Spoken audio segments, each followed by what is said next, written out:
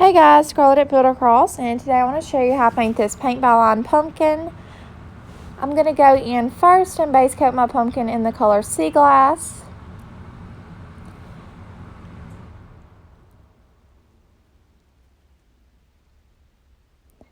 And I'm just base coating it with a number 12 flat from the brush pack we saw on our website.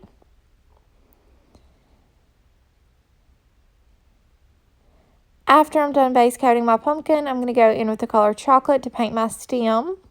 And I'm going to swap for a smaller brush, probably like around a number 6 round, to base coat my stem. And I'm also going to use this 6 round to go in and go over all of the lines that are etched into my pumpkin.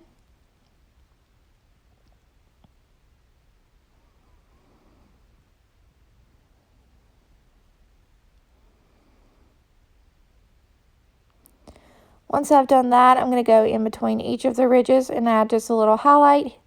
And then I'm going to go in and go over all those brown highlights with the color Putty.